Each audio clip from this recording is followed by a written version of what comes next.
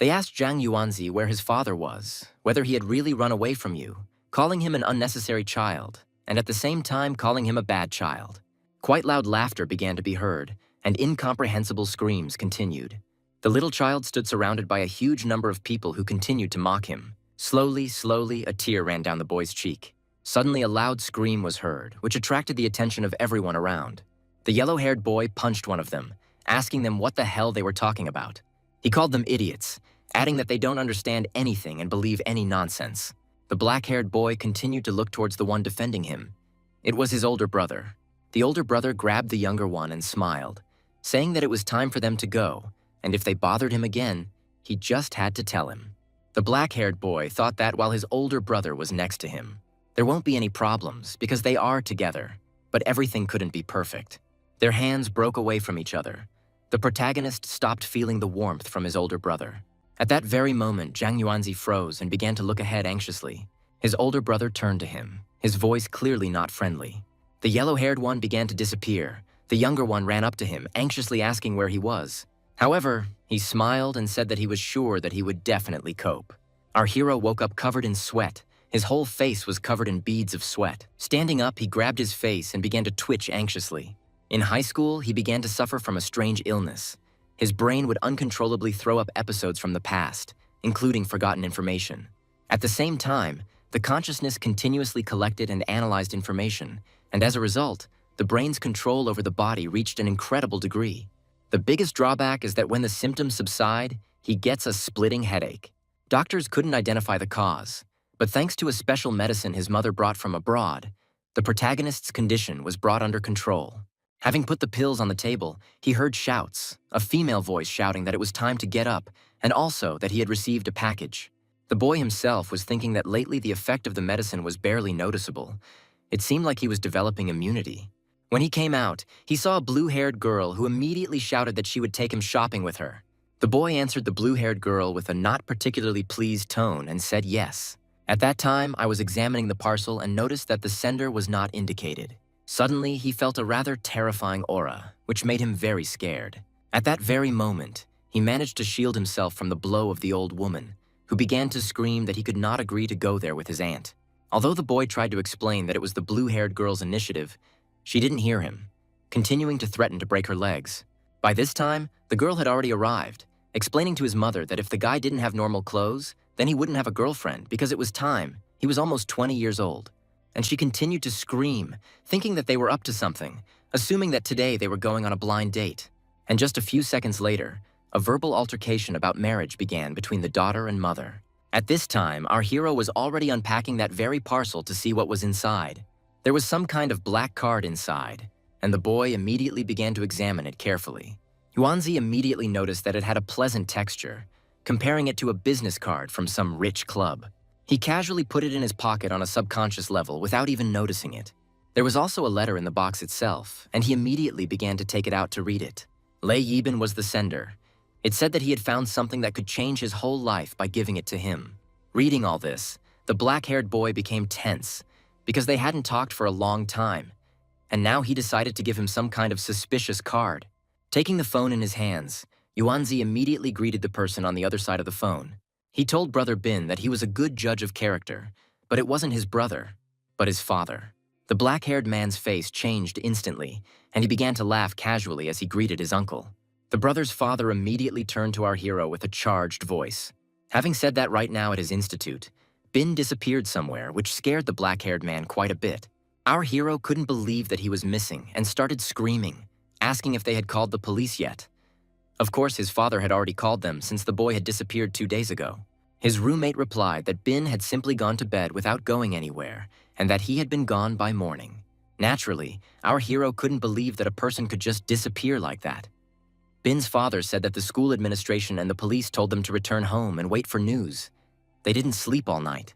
After listening to the end, Yuanzi hung up, saying in parting that he would call his grandfather or cousin since they worked in the Public Security Bureau. He immediately began to play the entire dialogue over in his head, trying to connect it with the message. Suddenly, he was distracted from these thoughts by the vibration of his phone in his pocket. A notification had arrived. However, the boy noticed that the map was missing. He was sure that he had put it here. He couldn't believe that she had simply evaporated into thin air, even though he had done it unconsciously. He remembered that she had done just that, and at that moment his condition had sharply worsened. His head started to split, but the boy didn't pay much attention to it, continuing to play everything over and over in his head. Grabbing the pills, he tried to find at least some way out of this situation. But with each passing second, the condition became worse and worse. His body began to be covered in beads of sweat. The black-haired man thought that Brother Bin had disappeared after sending him the black card. The card itself seemed strange. The guy decided to send it to him and not to the security bureau. Yuanzi assumed it was because he didn't trust the local bureau. His family had deep connections, but the words about changing his life did not leave him. Over and over again, he went over the words in the letter, trying to understand the meaning. Our main character's condition was worsening, so he decided to take some pills. He grabbed them and took a double dose at once, taking them. At that very moment, the old woman shouted that investigators from the Kangyan district had come to him and wanted to talk to him. Hearing this, the boy was naturally surprised and immediately began to think about it. If people from this department came to him, then it was clearly not a coincidence. At that moment, the old woman began to shout that her grandson would never do anything bad, while continuing to call him. Walking towards them, our boy took out his phone and started pressing something on it. Coming out to the door, he saw 3 people who immediately greeted the guy. The old woman told her grandson that she had already checked their documents, and then she began to threaten the guy, telling him that if he did something, it would be the end for him. Paying special attention to the two, Yuanzi thought that they were his cousin's colleagues. Approaching them, with a not particularly pleased look, the black-haired man invited them inside, introducing himself. The white-haired man immediately apologized for disturbing him, asking if he knew Lei Yibing. Our hero pointed out where the trio should go, thinking to himself that his cousin was the captain of the 2nd detachment of the district, and therefore understood that these trio had not come for no reason. While they were sitting down, our hero continued to think, because they had to get permission before going to the colleague's family. The man in the red suit got straight to the point, saying they knew Yibin had sent him a package before he disappeared. Hearing this, the black-haired man immediately hit the table, jumped up and screamed, pretending that he was hearing about this for the first time. However, the man who was writing asked the black-haired man to calm down and be relaxed, without asking any counter-questions. Yuanzi replied that he had recently received a package, but the sender was not indicated. Naturally, the trio were interested in what was inside, but our hero replied that it was empty. The gray-haired man asked in surprise if it was really empty, but our hero stood his ground. After thinking for a moment, the man added that Yuanzi was the last person to communicate with Bin, so they had to check his room, phone, and computer. As if nothing had happened, our hero gave permission as calmly as possible, adding that he had nothing to hide. Having heard the consent, the man immediately turned to the girl, giving her the order to begin. She immediately stood up and put on gloves, asking him to pass her the phone. Our hero took out his phone with trembling hands, starting to mumble something to himself. His face turned red. Yuanzi explained that there could be content of different formats. But with a smile on her face, the girl replied that she was not interested. While the old woman and the man were having a pleasant conversation, the black-haired man interrupted their conversation, asking to tell them about the situation with his brother. The man, after thinking for a moment, said that the boy had disappeared right from his room while he was lying peacefully in his bed, and no one had been able to contact him for 24 hours. Upon hearing this answer, Yuanzi immediately realized that the investigation was at a dead end. But there was also the possibility that this man did not want to reveal the information to him. While sipping tea, the gray-haired man also added that if he noticed or learned anything new, he needed to contact them immediately. And then, with a sullen face and an angry voice, he added that otherwise he himself could become the missing person. Hearing this, our hero naturally tensed up, thinking that the man was clearly threatening him. He thanked him for the warning, noticing the noise coming from the room. Just a few minutes later, a girl came out of there, saying that her check was complete. And then, with a strange expression, she looked towards our main character. Seeing this facial expression, our hero immediately became embarrassed, realizing that she had seen everything. The old man immediately stood up and said that they were leaving, again asking the black-haired man to contact them if he remembered or learned anything. Literally a few seconds later, they left our hero's house. Having closed the doors, the old woman began to anxiously ask what could have happened to him and where he had disappeared to which our hero replied that he had a very bad headache and needed to lie down, asking to tell Grandpa about Bin when he returns, asking him to contact his uncle. Naturally, Grandma agreed with this because she was also worried about the boy. By this time, the trio had already reached their car. After sitting down, the man immediately turned to Guanya, asking if she had found anything. She immediately said that she had found quite a lot of information. At that very moment, the man became quite tense, telling her to tell him immediately. She explained with a serious face that the guy had gigabytes of hidden folders. He tried to disguise them. Their name is Vivo50. Upon hearing, the man's face changed. The girl continued, saying that there were many photographs of women in black tights inside, and also adding that the guy was a member of various groups. Hearing such a report from his subordinate, the gray-haired man immediately grabbed his face. He was not happy. The girl herself laughed at that very moment, asking her boss not to be so boring. She also said that there was no useful information on the guy's computer or phone, but the letter Lei Yibing sent him was hidden under a flower pot. So she assumed that there was a character card hidden inside along with the letter, but they didn't know what class it was. Closing his eyes, the man began to think internally, connecting all the girl's words. And then, with a smile on his face, he said that they would return to him tomorrow, adding that if the boy hadn't disappeared by that time. By the evening, Yuanzi's condition had improved, and he immediately began searching for information. Sitting at the computer, he assumed that Brother Bin's disappearance was deliberate, and the other side's target is that same black card that disappeared.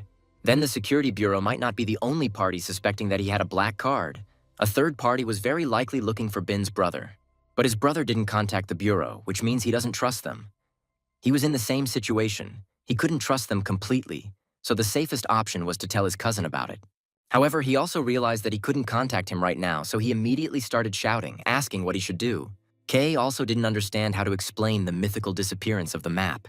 His thoughts were interrupted by a knock on the door. It was a blue-haired girl who was angry that the guy did not read the message and did not answer the phone. She was too angry, thinking that it was impossible to run away from the problem. Hearing these screams, Yuanzi began to get up from his chair, replying that he was already on his way. But as soon as he stood up, his condition suddenly worsened again. He felt something. His head began to hurt sharply, and he could barely stand on his feet. While the ant continued to scream, our hero did not understand what was happening because his head suddenly started to hurt. With each passing second, she began to hurt more and more. By this time, the old woman had come to the scream, telling her daughter that the boy had a headache and asking her not to bother him. She also asked the girl how her date had gone, to which she replied that it was good. The guy had his own house and apartment, but she didn't like him because he was too rich. At this time, our hero did not hear them at all. It seemed to him that he was in another reality. He couldn't understand what was happening to his body, but he knew perfectly well that he was feeling something he shouldn't be feeling.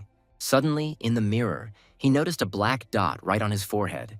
Taking a closer look, he saw some kind of loading bar with percentages visible above it. He immediately remembered that the same drawing of a black moon was on the black card. Yuanzi was quite scared because he didn't know what would happen when the progress reached 100%. At that very moment, he realized that the card had not disappeared anywhere. It had mysteriously hidden itself inside his body. He remembered Bin's words that this power was something special that would change his life. Now he realized that someone wanted to get it, but his brother managed to send it to him. And then the mark reached 100%. A voice was heard saying that the character card reload was complete and the characteristics window opened. Looking at her, our hero saw that the system was asking him to give a name to the character. Something resembling handles appeared next to the system window. Taking it in his hand, Yuanzi immediately began to fill in the empty window where he needed to indicate his name. The boy wrote his real name in it, and the system immediately responded negatively, indicating that it was forbidden to indicate your real name. Without paying any attention to this, Zhang immediately began to write something new. Once he finished, the system notified that the name had been successfully chosen, giving the countdown to open the spirit world. She wished good luck to our protagonist, calling him Yuanshi Tianzun. It was this name he wrote down, and at that very moment the 10-second countdown began. Looking at the bill, our hero did not understand what kind of world was about to open up before him. But while he was thinking about this, 9 seconds had already passed, and the last second remained. Realizing that nothing could be done, he resigned himself to it and began to wait for what would happen next. The map immediately welcomed the guy to the tunnel of the night god Yulan, adding that the difficulty rank was S and the type was single, deadly. Our hero had to survive for 3 hours. The main quest consisted of exploring the spirit world, adding that it was forbidden to carry objects from the ordinary world. As soon as Yuanzi finished reading, he immediately began to lose consciousness, and literally a moment later I found myself in a completely unfamiliar place. The system window was still hanging before his eyes, and the black-haired man turned his attention to it again. At some point, a red system window appeared in front of our hero with a message on it, "Do not enter the temple." And then the system said that the tunnel was built at the end of the last century. During construction, a team of oxen came here for excavations, but disappeared inside, and no one has seen them since. As Yuanzi began to look around, he thought that he himself would have realized that he was in a tunnel. I thought to myself, could this really be the one from the urban legends? While walking along it, due to the fact that he was completely lost in thought, he hit the wall. Clutching his head, he mentally asked himself to calm down, immediately throwing away the thoughts that this was not the tunnel from the legends, because the real one looked completely different. He understood that in reality he was not that old. He had recently passed by it, his body trembling with fear. Sitting down, the boy began to think about everything. Realizing that this was a supernatural phenomenon, he was drawn into an urban legend to complete a task given by some mysterious force. The voice gave him 2 tasks. The first was to survive for 3 hours, and the second was to explore the spirit world, difficulty S, solo type. If there was a word to survive, then there was danger here, the boy continued to think. Well, to explore means to wander through the tunnel, but one thing didn't go well with the other, because it was dangerous here. Standing up, he walked slowly deeper, thinking that if there was a task, then there should be a reward for it. I thought along the way that if I were to believe that panel, then his class was a night wanderer. His level was 0, not first, so he first needed to earn this class, but I also didn't understand what god they were talking about. These thoughts weighed too heavily on his mind. Yuanzi tried to push them away. With every second, he made his way further and further, looking around carefully, trying to notice every little detail. At some point, he noticed some liquid, but it had already dried up. Suddenly, some dark silhouette appeared, which frightened the black-haired man. Looking at this creature, Yuanzi did not understand what it was that stood before him. However, she did not make any sounds, slowly approaching our hero. The closer this silhouette came, the more its silhouette became visible, and as soon as the face gradually began to appear, the most disgusting scream was heard. And after him came several more of the same creatures. They were clearly not in a friendly mood.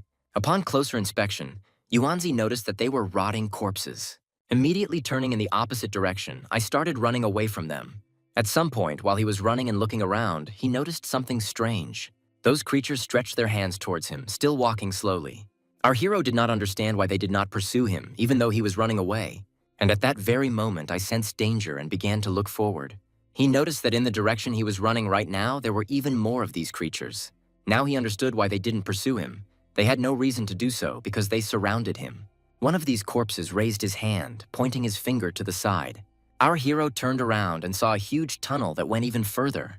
Although he was still afraid, Yuanzi realized that they were not attacking him, but rather, they were showing him the way. Our hero began to look carefully in the direction where this undead was pointing. At this very time, in one of the huge buildings, real darkness could be felt. This whole negative aura was emitted by some incomprehensible creature standing and looking through a small crack into the distance. Yuanzi ran at full speed, trying to leave this place as quickly as possible. As he ran, he looked around and at some point noticed a bright light far ahead. And literally a couple of minutes later, he was able to run out of this cave. Behind him, the disgusting screams continued to be heard as he turned around. He noticed how the very undead that had shown him the way was still following him. Starting to run away in fear even further, the black-haired man thought that the panel had clearly stated that this was a single death-type mission, so it was logical to assume that these corpses were attacking him. However, he also did not understand why they showed him the way and left him so easily. At some point, he thought that it was perhaps a trap. And so, after thinking for a while, he decided to leave this place because the dead could go berserk, so the best option was to leave this place. Continuing to follow straight along the trampled path among the trees, the protagonist noticed that it was too quiet around, because usually at this time of year, the night forest is filled with the noise of mountain insects. But he had no intention of stopping, continuing to move forward, moving further and further away from that very cave. At some point, he noticed something that clearly shouldn't have been in the forest. Before him appeared neatly laid out concrete bricks, and in the distance a wooden building could be seen, which was covered with cobwebs. Near the stairs, there were some rather old things that had started to fall apart over time. Looking around, the main character assumed that this was an abandoned temple. Suddenly, his face was filled with horror and beads of sweat began to run down his face. He began to remember the very warning that was written in the window. It said to stay as far away from the temple as possible. But our hero also realized that he had already left the tunnel. Assuming that in this case he needed to enter this abandoned building, it suddenly dawned on him that the corpses could have led him out on purpose. Clutching his face, The black-haired man began to reason again, because now he had two quests in front of him. But if you put them together, it turns out that he must wander around the temple for 3 hours and survive.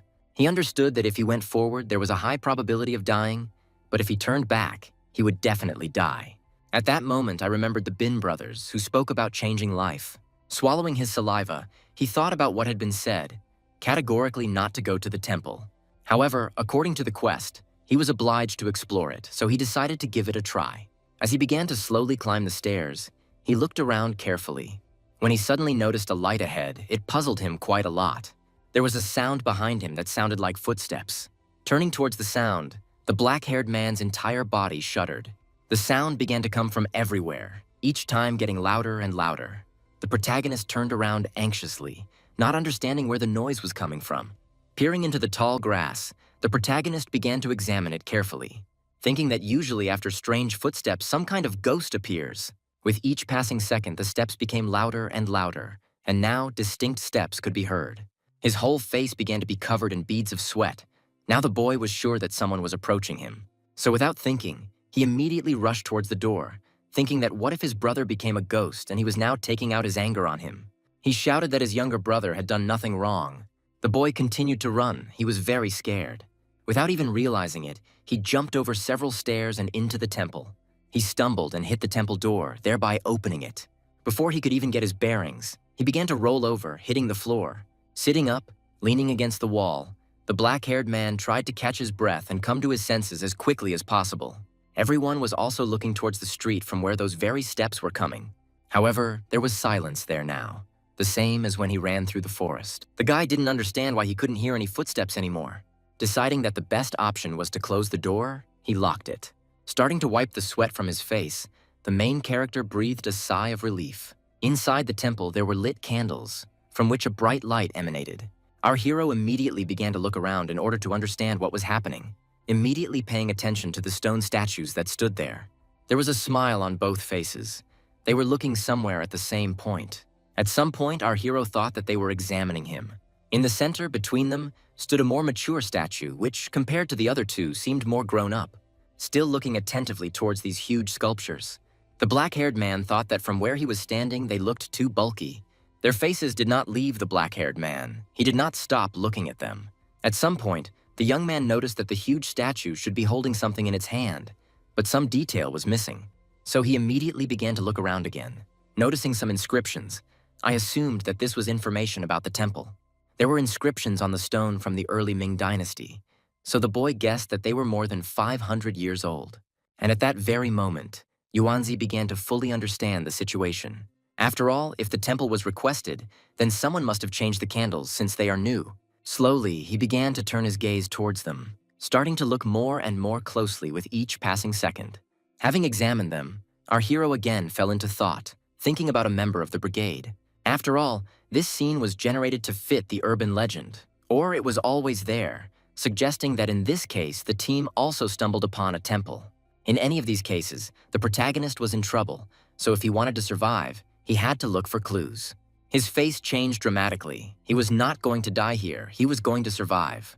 Gathering his courage, he approached the dead body lying next to the candles. After examining him carefully, he noticed that the sternum and several ribs were broken, and in his right shoulder there were small cracks, and the boy also noticed that there was something in his pocket. Having caught his breath a little, he nevertheless decided to check the undead's pocket. Another brother disappeared last night, making this the third temple student to have mysteriously vanished. The master ordered them to hide everything from the pilgrims, fearing that this would affect the attendance of the temple. He thought that their talismans were enough to banish any signs. He didn't want to worry the master, but he had a bad feeling. The brothers had been disappearing more and more often lately. He needs to go and find the eldest brother to discuss this.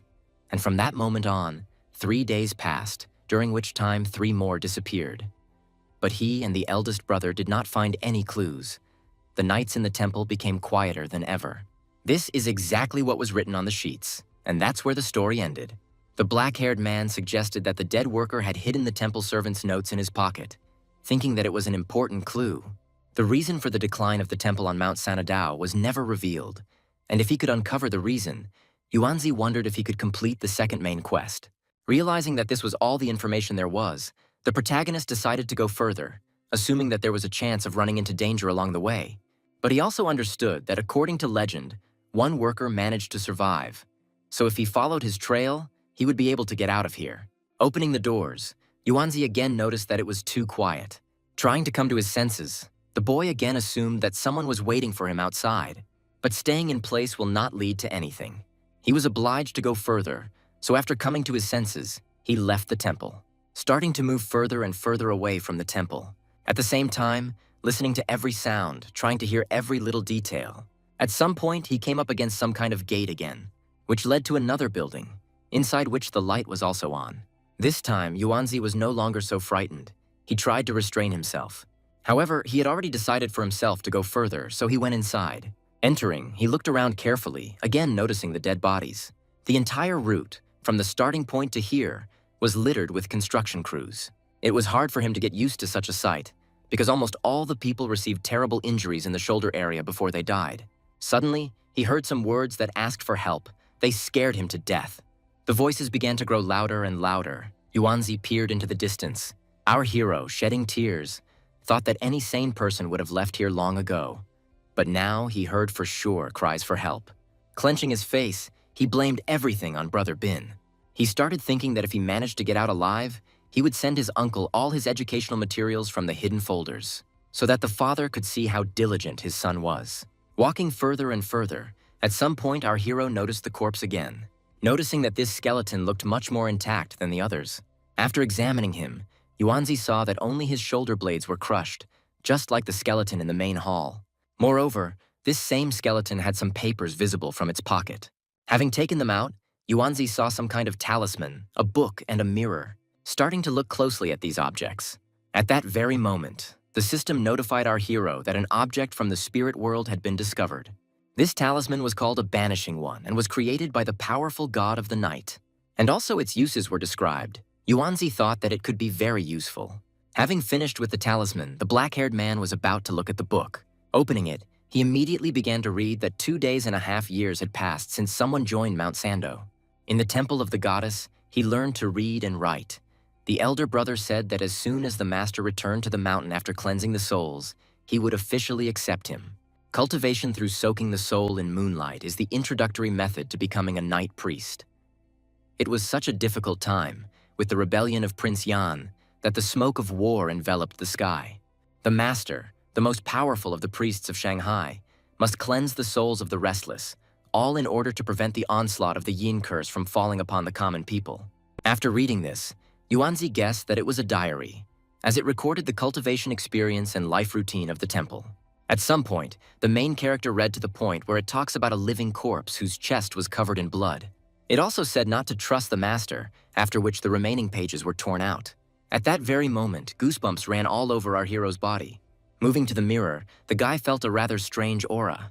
He began to look at it carefully, examining it from all sides, and as soon as he looked at the reflection itself, his face immediately changed.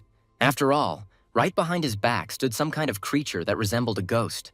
This scared him enough that Yuanzi screamed at the top of his lungs. Immediately using the talisman, he attached it to the ghost's forehead, shouting for this unclean creature to go away. And after falling to the ground, he immediately began to ask his brother to have mercy on him.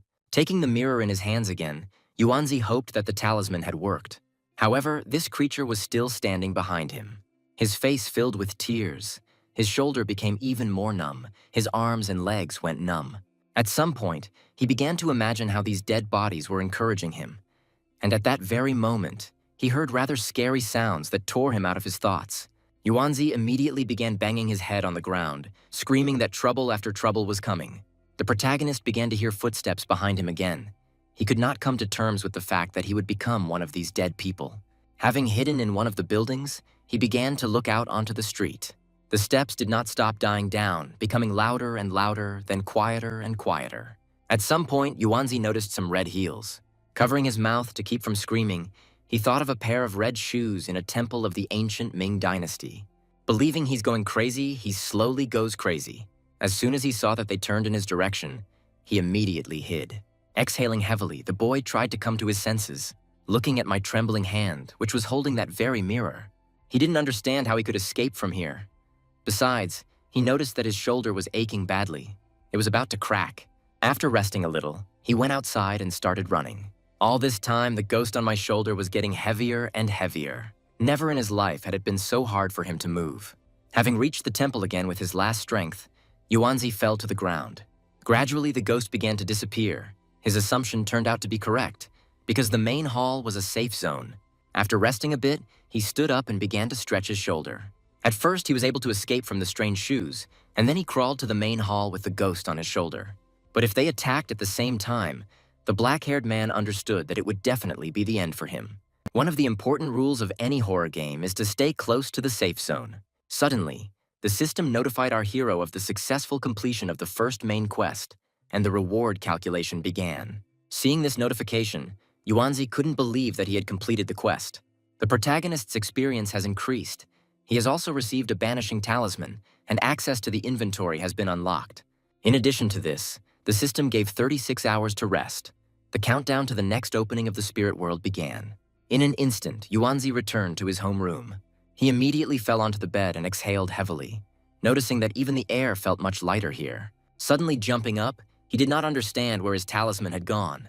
And at that very moment, some window appeared in front of him, which the young guy began to carefully study. After examining the window, he noticed that it was inventory, thinking that it opened as soon as he thought about the item. The equipment worked intuitively. At the level of consciousness, he didn't even need to learn how to use it. Yuanzi compared it to a game. Besides, he noticed that his level was still 0 and class abilities were not available to him. Taking the phone in his hand, he decided to talk to his cousin. At some point, he even began to think about what he should tell those investigators from the bureau about what happened. But there was also a high risk that he would be taken for a madman and locked up. However, on the other hand, his brother had disappeared inexplicably, and that investigator said that he could have disappeared too. Therefore, at that very moment, Yuanzi assumed that the investigators knew about the spirit world, so he decided to call. The man immediately praised the boy for being able to escape from the spirit world, which greatly puzzled our hero because he knew about it. The old man said that Yuanzi was now a wanderer of the spiritual world, and the only difference between them was that he was registered, while the guy was not, adding that he could not tell him everything now. After all, the guy had to make a choice. The government had two approaches to wanderers of the spiritual world. He had the right to decide for himself which one suited him best. The first was to join them and become official. The second is to be a solitary practitioner. All he needs to do in this case is provide all the information about himself, and also promise not to use his skills for illegal activities. Our hero naturally agreed to join them. The old man told the guy to gather his strength. He was going to pick him up at 8 in the morning. After a short pause, Yuanzi apologized, as he had concealed the fact that the package contained a map. The investigator from the bureau praised the guy for his caution. And then that very morning came. Our hero got up early. Leaving the room, he immediately called his grandmother, saying that he was hungry. He thought to himself that he hadn't been able to sleep, because every time he closed his eyes, he seemed to see a ghost behind him. The old woman was surprised to see her grandson because he woke up early. The aunt noticed the boy's condition and decided to check the trash can for used napkins. Running into the room, she also shouted that she would even check under the bed. Approaching his grandfather, Yuanzi immediately asked about the construction crew, which surprised his grandfather. The gray-haired man apologized because the situation happened a long time ago, and he no longer remembered all the details. An old woman intervened in their conversation, saying that the worker they had found had soon disappeared. And then, going up to her grandson, she sent him to wash up. Standing up, Yuanzi immediately fell into thought, because in this case, he again entered the temple after 36 hours and did not return. From this information, the boy realized that the second stage would be more difficult, and if he wanted to survive, he needed to get as much information as possible now. Coming out of the bathroom, he shouted that he needed to take a walk. Naturally, upon hearing this, the grandmother became angry because her grandson had not eaten, but he no longer heard her. At that very moment, the grandfather silently looked towards his grandson. Going outside, the main character noticed a parked limousine. He began to peer warily around the corner and examine the car. Suddenly, the door opened and the man sitting inside told us to get into the car. Continuing to look around warily, Yuanzi headed towards the car. After getting into the car, the investigator asked the guy if he wanted anything to drink. Our hero answered, "Cola," but there was none in the car. The man said that they were going to fill out paperwork and intended to give some introductory information. He introduced himself. His name was Dronzer, a third-level wanderer scout class. The investigator began to talk about the spirit world, a supernatural space, the nature of which scientists still cannot explain, despite all the research and attempts to study it. They have not yet managed to understand how it works. The spirit world exists in their world and outside of its boundaries at the same time. Only certain people can get into it and to become one of those people. You need a card. They call it a character card. Those who get it must pass a test mission. If you pass the test, you gain the skills and characteristics of your class. The mechanism by which the spirit world selects wanderers has not yet been studied, and the method for distributing classes is also unclear. Sometimes cards appear immediately in a person's body. Some found cards on the side of the road, while others received them by clicking on a random link on the internet. And completing the test mission is just the beginning. If a wanderer wants to level up and become stronger, he needs to take on new quests, entering the spirit world again and again. The old man also asked the boy not to worry too much, since tasks often don't appear, and not every scenario is mortally dangerous, and he began to talk about himself. After hearing about the joint raids, our hero compared it to an MMORPG game. Upon hearing this, the gray-haired man praised the guy because he grasps everything on the fly.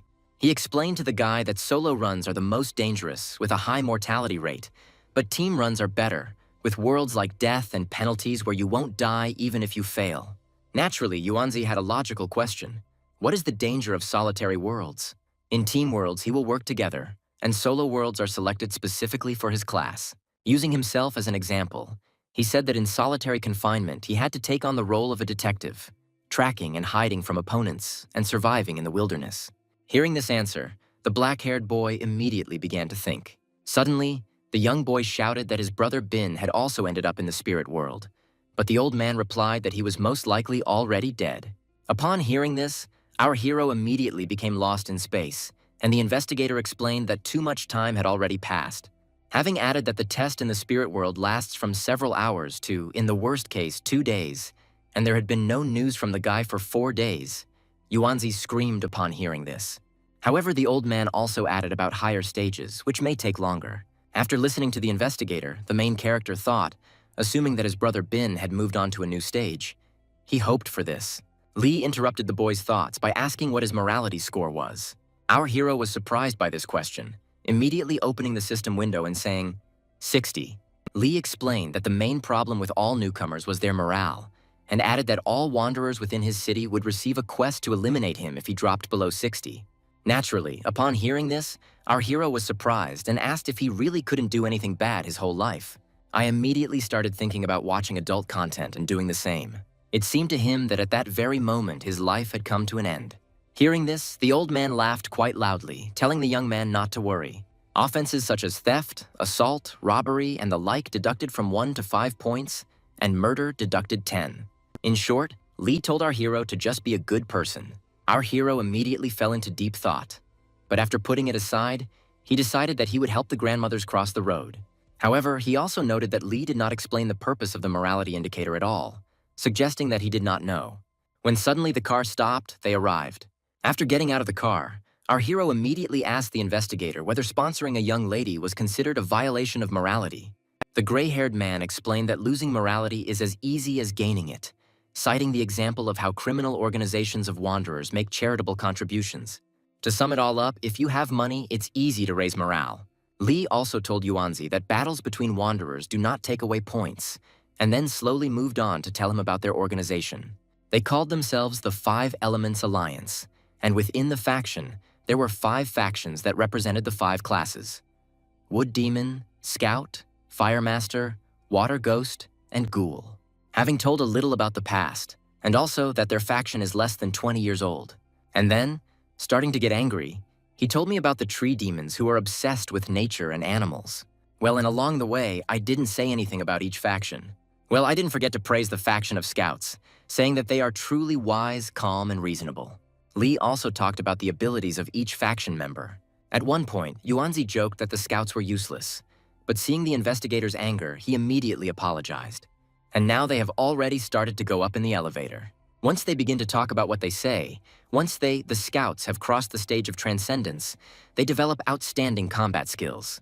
Our hero was interested in Lee telling him more about the Night Wanderer. The investigator explained that even at the initial stage of development, this class possesses enormous combat power and killing skills.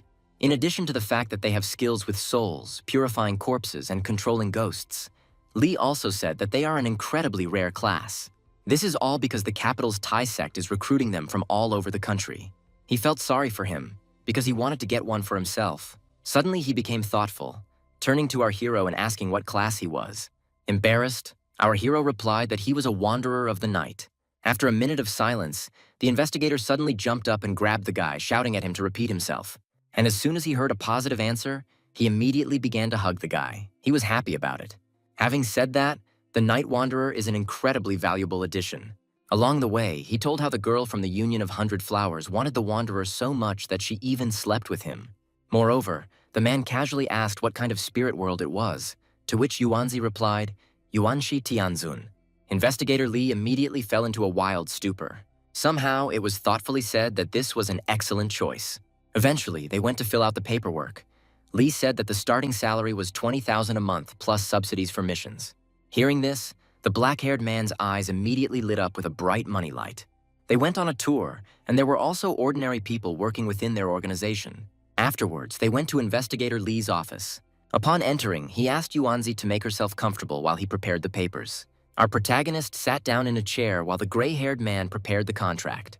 Their silence was broken by Guanya coming in and asking if they needed help. Upon seeing her, our hero immediately became embarrassed, because it was she who was checking his computer. Lee was delighted to see her and asked her to brief the newcomer while he went to talk to the boss. She immediately smiled, asking if the guy liked older girls. The departing investigator explained to Yuanzi that the girl liked to insert inappropriate jokes. Then he added, telling Guan to behave more restrainedly. Sitting down next to our hero, she said that she had the answer to all his questions. And then she noticed that their boss was too happy, but she didn't attach any importance to it. She asked to give the guy the ID of the spirit world, or her phone number, asking if her boss had already given her a basic education. While filling out the papers, Yuanzi replied to her that he had conveyed the main idea. The girl told him about her new passport, which surprised the black-haired man. Guan explained that the system had already explained to the guy that he couldn't use his real name. After all, they divide the classes of the spirit world into two categories. The first are the orthodox classes. The second are the dark classes. The dark classes hunted the orthodox classes, but their category was usually stronger. Putting down his pen, Yuanzi realized that the names they had given him were not real, and Guan confirmed this. After thinking for a bit, our hero praised the girl, because he concluded that she was an experienced hunter. She pressed herself against him, praised him for his kind words, and asked if he had a girlfriend, to which she heard a negative answer. Guan was surprised by this, because she thought that he already had someone. And then, taking out her phone, she asked if the guy wanted her to arrange a love meeting for him. Yuanzi stood up and refused with an innocent face, intending to find the girl using the traditional method. She, laughing, said that she liked him, to which the black-haired man reciprocated. Hearing this, Guan was quite surprised and told him not to anger her. After all, she was sure that he had a girlfriend, but our hero again refused. With pathos, she continued to talk about their faction. Along the way, he said that after the test, he would join the ranks of the White Tiger. And then she began to read the completed forms. After reading the ID of the spirit world, she called the name, that is, the new name, too pretentious. And as soon as I reached the classroom, I immediately became tense. Surprised, I reread the text written by Yuanzi several more times.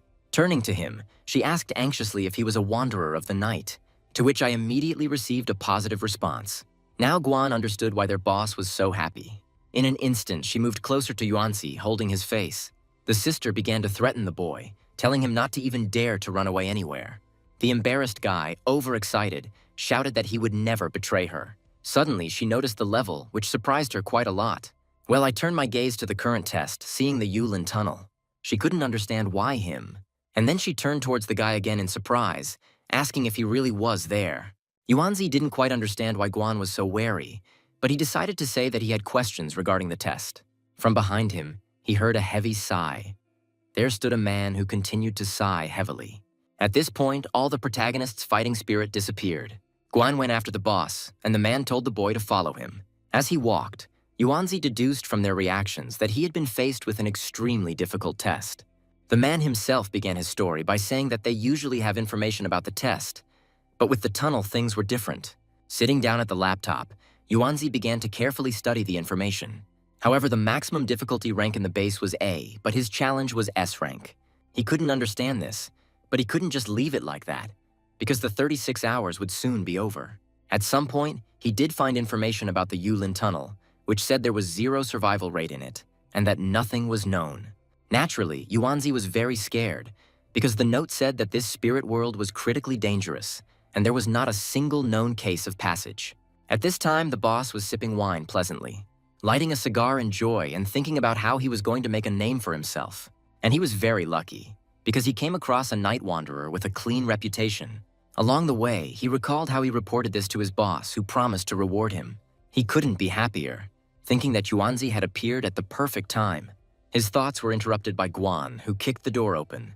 Coming closer, she told them what kind of test their newcomer was going through. And as soon as the boss heard about the tunnel, he immediately spat out all the wine in surprise. Lee jumped up and grabbed his head. He couldn't believe his ears, immediately heading towards the door, intending to talk to the guy. However, when he entered, he saw that their newcomer was already terrified. Time after time, Yuanzi repeated that he was a dead man. Seeing this state, the investigator became a little upset. However, putting his hands on the guy's shoulders, he said that for every newcomer, the first test is a solitary one, and everyone encountered difficulties. But these words did not encourage our hero in the least. The investigator was going to send a request to the senior officials to find out more information. Having sent our hero home and said that he would contact him as soon as he found out something, Investigator Lee asked Guan to accompany our hero. As he walked, our hero turned to the girl and addressed her. He asked her if she thought this was his last time here because he thought he was going to die. However, she, with a smile on her face, asked him not to worry. She promised that she would remain faithful to him as a widow. And then she asked the guy to get into the car. With a sad face, Yuanzi went towards the car. Sitting down, he was still quite tense. Approaching the window, Guan assured the guy that their chief would help him with information, and she herself could only wish him good luck, and also added that she would be glad to see him again next time. There was silence in the organization's building. Everyone was busy with their own business. No one talked to each other. Guan wrote information about our hero on a piece of paper. He was a Scorpio, so she thought he could be seduced. She threw down her pen and seemed very disappointed, having pasted this leaflet into one of the books that was about their detachment.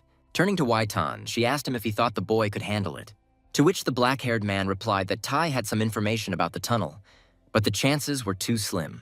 After all, they have a lot of information, and for clearing the S-rank challenge, there will be a high reward. Guan exhaled heavily, agreeing, and also adding that Yuanzi would not be bothered by the artifacts. However, each of them had a narrow range of capabilities, so they would most likely lose both the boy and the artifacts. There were only 2 ways to obtain them: by getting them in the spirit world, or by killing the wanderer and knocking them out of him. Both options were problematic, because if a person dies in the spirit world, the artifact remains there. Wai himself said that the guy was just unlucky, because the Qingming festival had recently passed, which is when the tunnel opens. With a heavy sigh, Guan agreed with her colleague. At this time, their boss was in his office. He was furiously typing something into his phone and apologizing to someone. Asking for help with information, he really wanted to save the Night Wanderer.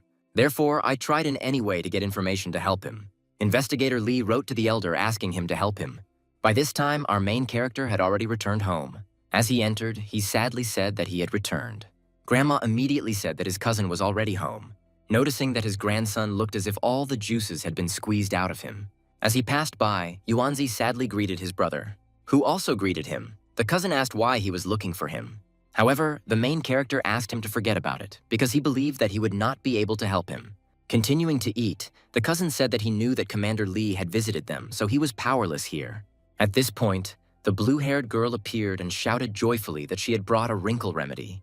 But both brothers refused, saying that they did not need it. At that very moment, Grandma chimed in, calling them brats. Approaching her cousin, she immediately hit him, shouting that he was already 30 years old, but he looked 40.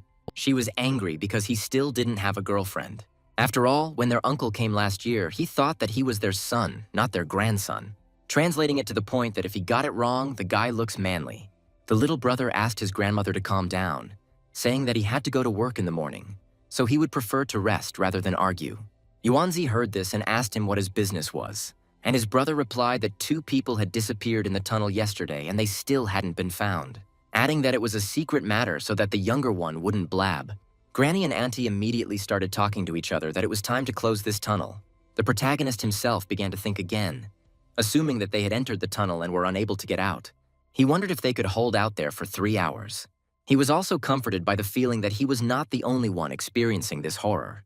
At this very time, somewhere in the capital, the weather was excellent. Rays of sun were breaking through the dense foliage, Under one of these trees lay an old man sleeping soundly. A man in black approached him and addressed him. It was Elder Song, who said that he had received a letter from the son of the Fu family, having told that they are asking for information for the Night Wanderer about the Yulan tunnel. Hearing this, the grandfather immediately grabbed the object lying on his stomach. They said that a festival had recently taken place, so they were expecting a cheerful replenishment in the ranks of Night Wanderers, but no one could cope with the tunnel. He allowed the files to be sent, since their sect had long since abandoned attempts to pass the Yuling test, and the level of confidentiality could be lowered. The elder also asked to remind young Fu that they were not dealing with just an S-rank trial. Grandpa asked me to tell them not to save this wanderer, because he is doomed to die soon. Yulan Tunnel's difficulty was disappointing even among S-rank trials. Each S-rank spirit world contains something unusual, be it a rare item or important information. In order to clear the Yuling trial, the Tai sect sent 2 first-level Night Wanderers to Shanghai at once. This is possible because this trial is open to Night Wanderers. For several months, their people prepared to enter the Yulan Tunnel, and one day it opened. But the result was that one Night Wanderer disappeared already in the first stage of the test. The other one was able to return, but after re-entering he also disappeared. Both Wanderers were well equipped. It was from then on that the elders of the Tai sect completely abandoned the idea of clearing out this spirit world. Grandpa also added that if someone manages to gather more information, progress will begin, and also mentioned some kind of meeting. It was a gathering of the Wanderers of the Night, and it was after this that he allowed the servants to leave. It was already night. The black-haired hero was lying in his bed, replaying the conversation with my aunt in my head, which said that horror games are not a perversion, but rather strengthen the psyche and force one to study monsters. She was fascinated by the characters in the game. Yuanzi thought that the spirit world was like a game, so he assumed that there must be strict rules there too. However, this thought was interrupted by a call from Guan. He immediately picked up the phone, and she started saying that the chief had sent him a file. The file contained information about a tunnel, and the girl decided to play it safe. The main character thanked her and asked her to convey his gratitude to the boss. At some point, the girl turned to our guy. Reading what the boss sent him, our hero answered Gon without thinking, who, in the same sweet voice, said that he was obliged to pass the test and treat her. She also said that this was his promise. Our hero happily agreed, but his face said otherwise. After hanging up the phone, he again sank into his own thoughts. The girl herself didn't know whether this information would help the guy. However, she really hoped for it. Yuanzi began to study the received files. After reading it, he assumed that the statue was some kind of deity of all the local priests. There is currently no confirmation of this beautiful woman's existence. Surviving the first 3 hours in the temple was not too difficult, but while reading the notes, he was attacked by a vengeful spirit, which sucks out all the internal energy from its victim. Salvation from it is a candle, and anyone who read the writings in the temple will be cursed and mercilessly killed by the spirit. Its influence can only be dispelled for a time, about 15 minutes. Also, if you sit near a candle for a long time, a person can become fearless, but reckless courage is destructive in that world. The candle forced me to go further and explore the temple. After sitting in the main hall for about half an hour, I suddenly heard a cry for help coming from the courtyard. Having read this, our hero had already figured this out, but he thought that the amulet was the statue itself. Yuanzi also heard cries for help, but it was not a chilling roar. That banyan tree is incredibly dangerous. You always have to keep it in sight. The wanderer assumed that it was calling for help. The shoes were invited to dance, but because the movements were too difficult, they were impossible to remember, which is why the test was failed. After this, the shoes began to pursue the wanderer, and the shoes ended up breaking his ribs. And finally, the wanderer who had passed the test did not understand how a newcomer could pass this difficult test without preparation. After reading this report to the end, Yuanzi became lost in thought. He suggested that the shoes were responsible for the death of those workers. He also understood that he knew about dancing thanks to his uncle. But his chances weren't great either, since his level was 0, and the test was being taken by a first-level wanderer. Suddenly it dawned on him and he screamed, because he didn't have to be a dancer. He realized that he just needed to remember the movements, and for him it was easy, because he had a perfect memory. While our hero was thinking about all this, Guan was taking a sweet bath, also thinking about the guy. Her thoughts were interrupted by a call from our hero. She picked it up and asked him if he had read everything, to which Yuanzi responded positively, saying that he did not fully understand some points. She explained to him that in the spirit world there are a great many artifacts that differ. An item with a condition is one of the most difficult, and they are also quite rare. She also explained that the red shoes mentioned in the file were most likely one of them. Guan also explained that she would not memorize the movements. Yuanzi also asked if he could take some medicine with him, to which she told him to take it beforehand. She couldn't give a precise answer, but upon hearing this, the black-haired man thanked her. She called Yuanzi baby with a smile on her face, adding that today was a lucky day for Scorpios. And now the countdown has begun. 5 minutes left. There was a flask with pills on the table. Yuanzi himself was getting dressed at this time. He was planning to survive. And finally, there was a minute left. Time dragged on. Having closed the doors tightly, the main character exhaled heavily. Having taken some pills, he thought that they would come in handy. And so the spirit world began to open. The system wished good luck to the main character. Eventually, he found himself in this temple again. Looking around, he was now sure that he had definitely returned here. He eventually spat out the pills, thinking to himself that he was a genius. After all, his plan worked with these pills. He will be able to fulfill the condition of the red shoes. It was with these thoughts that he put them in his pocket. And then he turned his attention to the street, assuming that day never comes here. From that moment on, he decided to consider this location as a game. He could touch some objects to see their description. Yuanzi thought that during his first attempt, he didn't dare touch the candle, so he didn't know it was an artifact. He was pleased with the information he received and began to think to himself about how he will pass this test. The pills were his trump card, but he also knew they weren't a guaranteed solution. During all this time, he managed to prepare well. However, he was still very scared. Looking out into the courtyard, he thought that the courtyard had already been explored, and the quest itself was throwing up danger at every step. Yuanzi also understood that the longer he stayed in one place, the worse his condition would become. It made no difference whether he was hiding or walking. It was with these thoughts that he left the hall and moved on. As he walked further, he continued to look around, looking for the slightest clues, and also listening to any rustle. But everything was the same. There was that same piercing silence. Only the sound of his footsteps could be heard. He was looking for at least something. At some point, he ran into the tree mentioned in the file.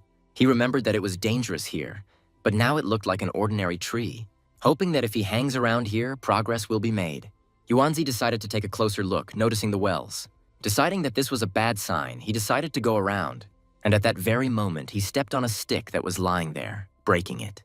There was a cracking sound, and as soon as the boy looked closer, he noticed a skeleton.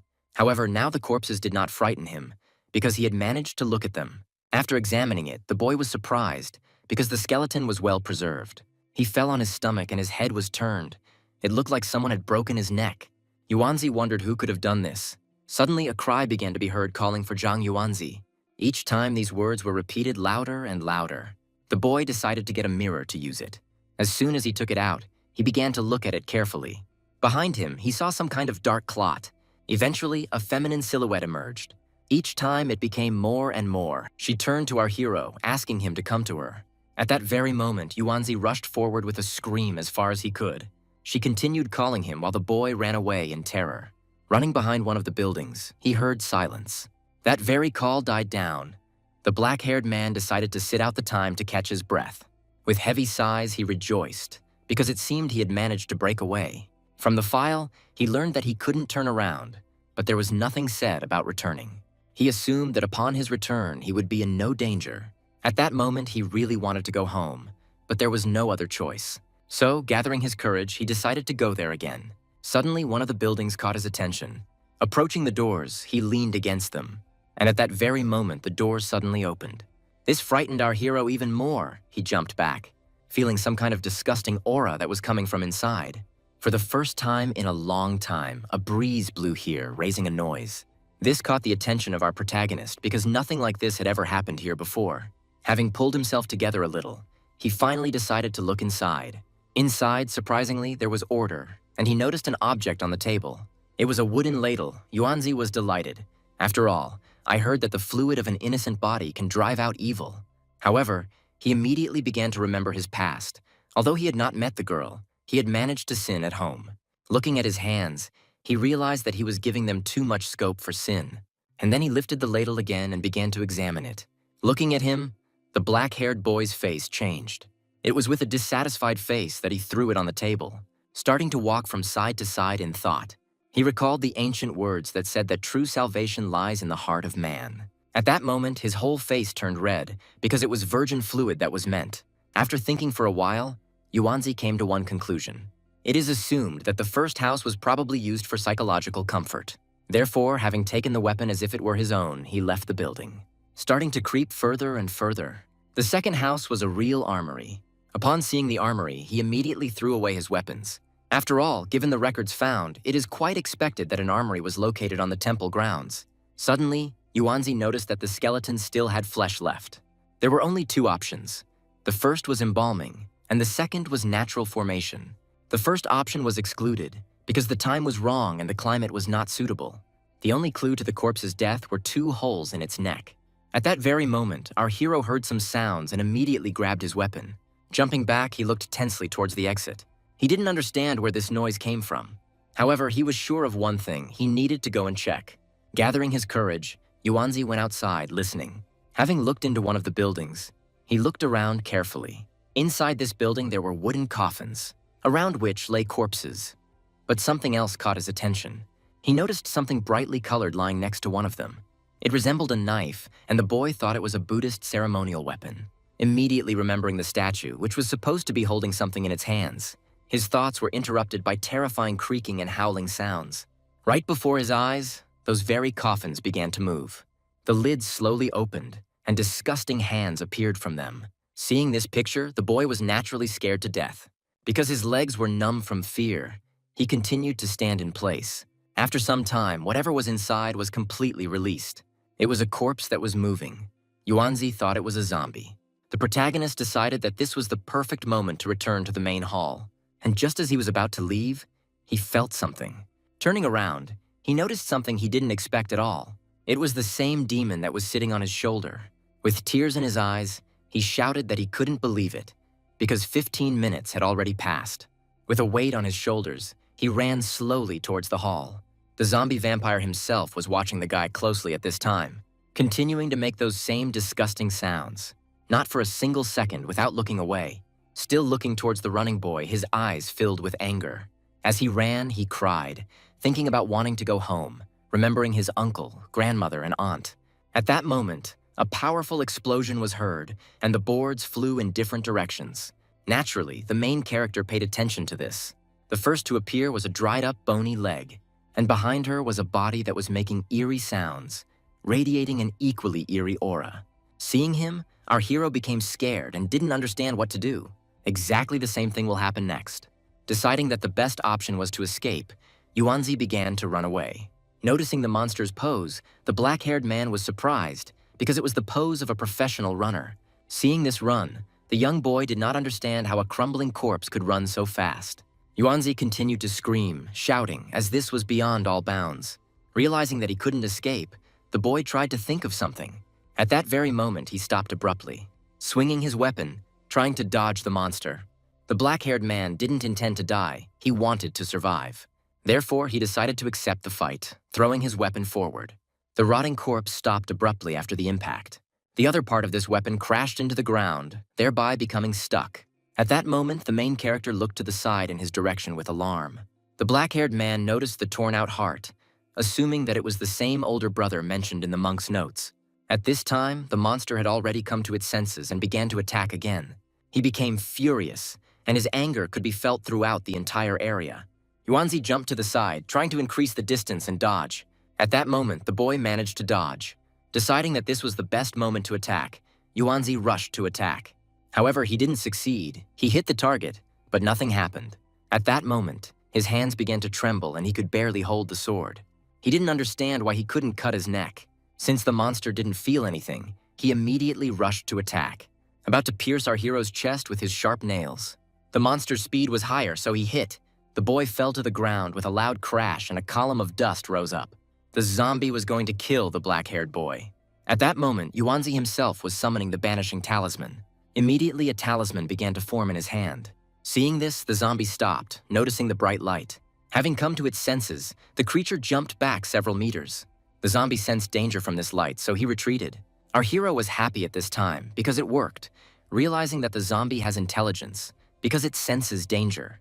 Now all he could do was pray that the ghost of the girl from the well wouldn't appear here. He thought to himself that the ghost on his shoulder had already become like family, asking him to suck out his life energy more slowly.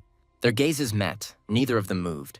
Yuanzi raised the talisman in front of him towards the zombies, immediately turning sharply to the side. starting to run to the side, straight towards the main hall of the temple. His strength was already running out. On his last breath, he tried to get there. Entering the main hall of the temple, he exhaled. It was too hard. The main character had no strength left. However, this time he was lucky. The boy was saved. Having caught his breath a little, he closed the door behind him. His arm was wounded, and he was holding back the blood that was coming from his shoulder. Yuanzi took off his jacket and thought that there was probably corpse poison in the zombie's claws. However, he did not have any medications or disinfectants with him. The young boy hoped that he would not die from the infection.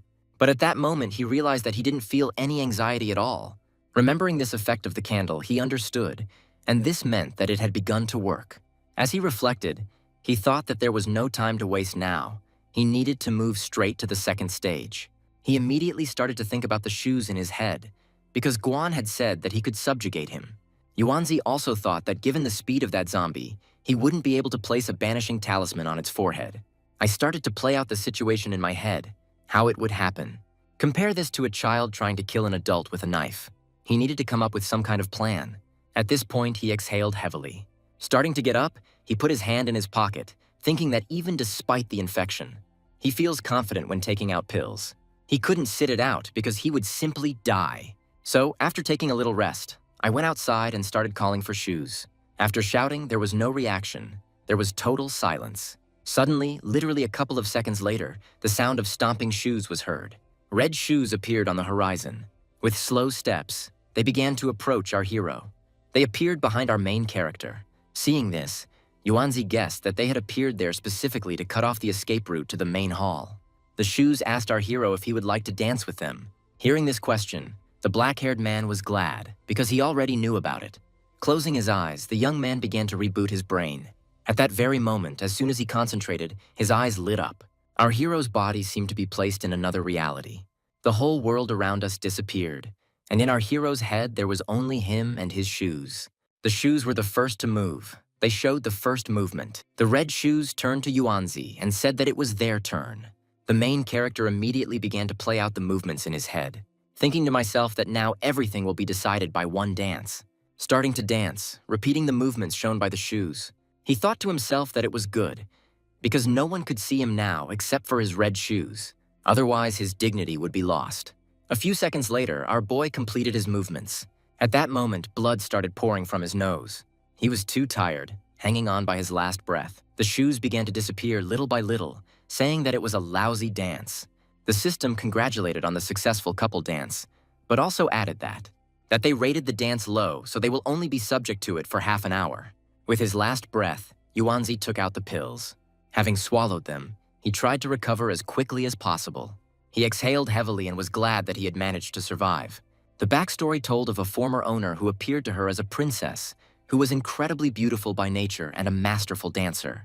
All the men of those lands dreamed of marrying her, but her evil stepmother envied her talent and beauty. She imprisoned the princess in a high tower, and the lonely girl danced in the cold rays of the moonlight until she finally died. These red shoes inherited the last wish of their owner to wander endlessly and enjoy a solitary dance. After listening to the end, our hero looked at the functions of the artifact and was pleasantly surprised. After all, the shoes were capable of ignoring any obstacles, but he was almost immediately disappointed because he only had them for half an hour. But his despondency did not last long, because a smile immediately appeared on his face. He thought that this time would be enough, so he applied them immediately. They immediately slipped onto his feet, but at first it was difficult to get used to them. But still, with every step, he became more and more confident. Upon entering the building, Yuanzi noticed that the corpses, coffin, and knife were still in place. He didn't understand where Zhang Shi had gone, assuming that he had returned back to the coffin. He peered in, trying to see, but nothing was visible. Thinking about how mobs usually return to their starting position in games, he found it all strange, but at the same time he felt a sense of danger. At the last moment, he finally realized that it was coming from behind him. Turning around, he saw the same monk attacking him. However, the shoes had a much faster reaction, immediately removing our main character from the attack zone. The red shoes began to shine, and they began to dance again. At the very beginning, Yuanzi already felt very tired from using it, and the zombie monk himself continued to scream like a beast, making vile sounds. Once again, assuming that athletic stance, he charged. At that moment, the brand new feminine shoes started dancing again. Our hero began to shine in the dance, dodging each attack of the monster. The zombie couldn't keep up with the movements of our main character. The shoes not only made Yuanzi strain, but also made her feel pain. Having hit that very spot, the boy thought that they might burst, even starting to cry and ask them to slow down a little. The shoes weren't going to just dodge. Going on the attack, they dealt a direct blow to the zombies, throwing him back a few meters, dropping him on his back. Realizing that this might be his only chance, Yuanzi took out the banishing talisman. The living corpse, sensing danger, immediately tried to retreat. However, thanks to this artifact, our hero's speed was superior to that of the dead. The talisman hit the target, on the forehead of the former monk.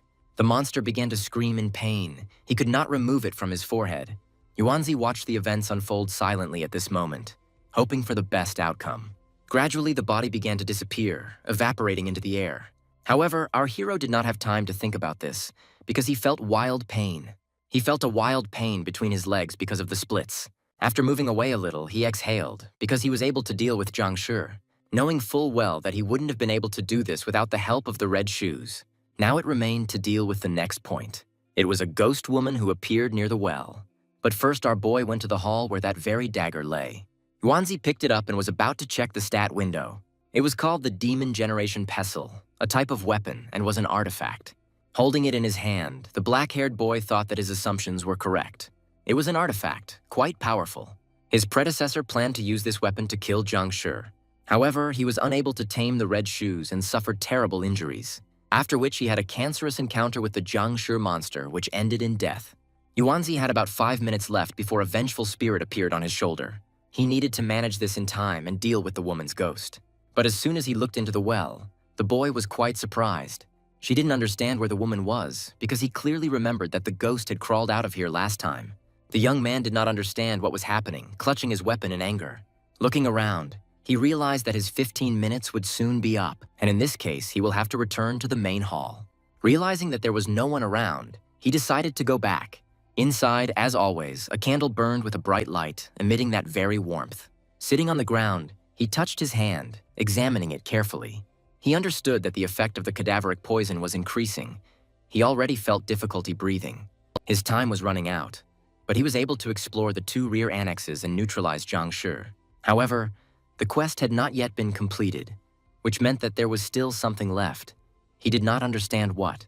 Starting to go over in his head what he had managed to notice, he tried to remember the unexplored area. Since the courtyard of the building was explored 100%, only one remains. This is the main hall. It was at this moment that he turned towards the statue, and it dawned on him that he must put the pestle of demon subjugation there. As Yuanzi began to climb up the statue, he was sure that this was the part that was missing. And so he successfully placed this very artifact into the hands of the goddess. And then he quickly jumped off her, falling onto her new shoes. Just a few seconds later, this majestic stone statue began to crack. The young boy watched all this, but now there was no fear in his eyes. Eventually, it shattered into tiny pieces and dust began to rise. The boy himself watched all this with a smile on his face. A sealed entrance appeared before him. He was glad to see it, because he guessed right.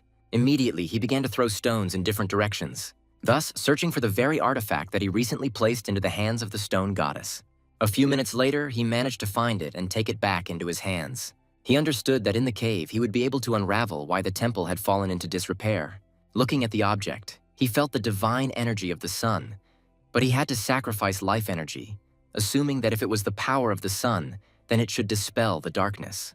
But he was also troubled by the artifact's note, which said that power came at the price of life. He was confident that he would be the key to further research. The clues were too obvious, so he had no choice. And with these thoughts in mind, he stuck it into his leg. The blood only scattered for a moment, but the weapon began to absorb it almost immediately. And then it was completely filled with bright light, which rose higher and higher. When Yuanzi took it out, he didn't understand what was happening, but he didn't feel afraid. His eyes changed color, and they also filled with bright light. The artifact did not dispel the darkness, but it gave him the ability to see through it. And his condition was restored. Now he did not feel internal pain and difficulty breathing. The only discomfort was the bleeding wound. The black-haired man assumed that he had been able to neutralize the effects of the poison.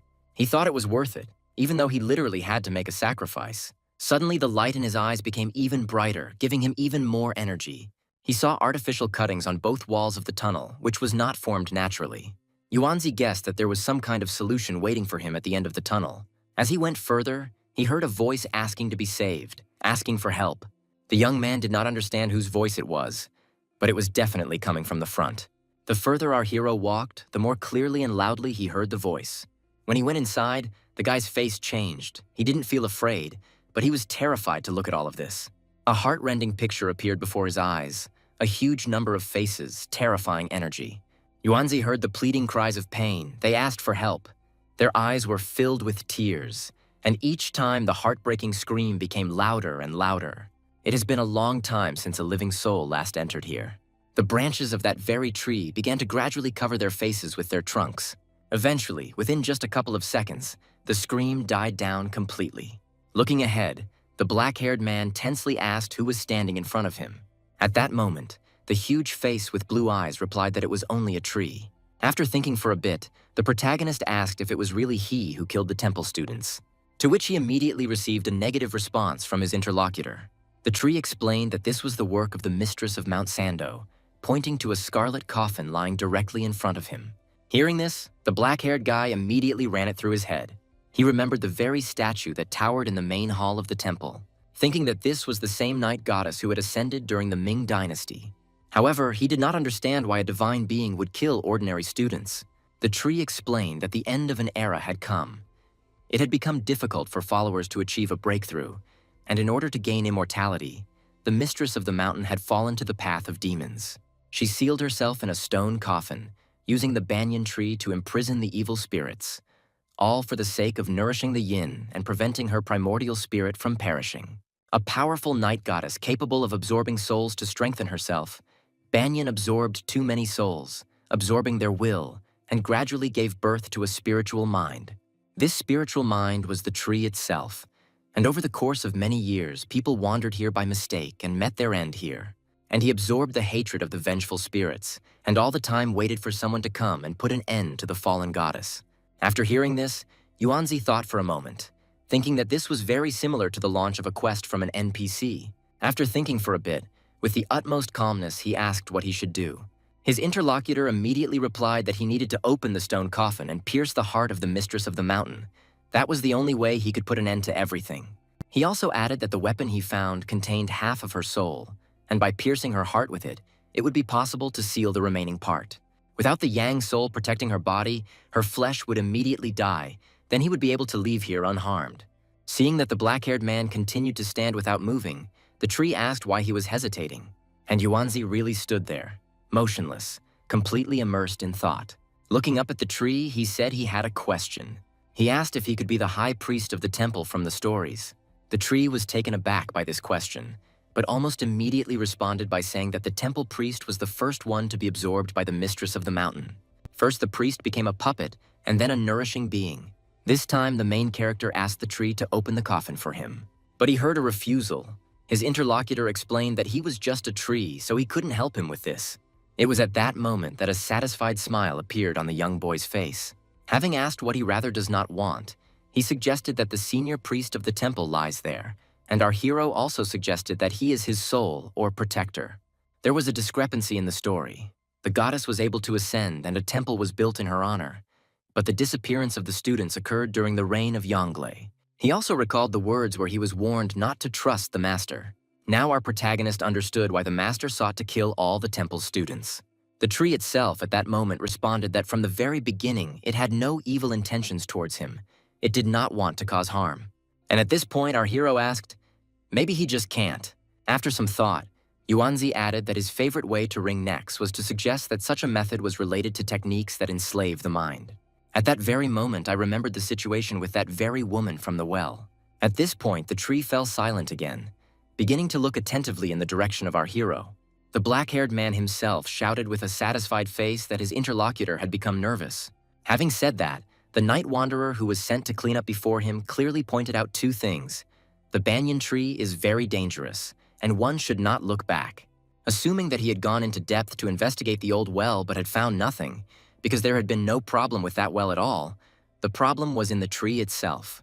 Moreover, the ghost woman, to use his real name, although he indicated something else in the system, this confirmed the hypothesis that there was a mind enslavement technique involved, which affects his brain. The young boy also suggested that it was because of the pestle that he was immune to illusions. and that he had lured him here, hoping to deceive and kill him, since illusions were useless. It was with these words that the boy thrust the pestle filled with energy into the tree trunk. Having thus pierced it, the pestle began to go deeper and deeper, filled with warm energy that spread throughout the area.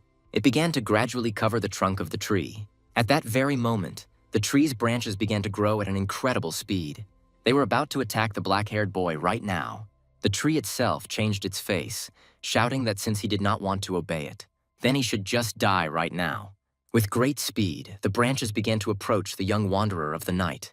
While he stood there, not moving at all, he became confused. But he came to his senses in time, dodging the attack thanks to his shoes. The tree itself wasn't going to let the boy go so easily, so it rushed into attack again. Yuanzi dodged the insanely fast attack once again. This turn of events angered the ancient tree quite a bit. Therefore, it began to inflict a huge number of attacks with even greater fury. But Yuanzi wasn't so easy as he continued to dodge each of them, finding a small moment to counterattack. Crouching down, he began to concentrate all his strength in his legs, rushing with incredible speed towards the main trunk. He couldn't just let him get close to him. Therefore, I immediately went on the defensive and the ground began to crack. And right from it, fairly thick arrays of branches began to form upwards. Yuanzi swung his pestle forward with all his might. In an instant, the weapon reached its target, piercing the face of the tree.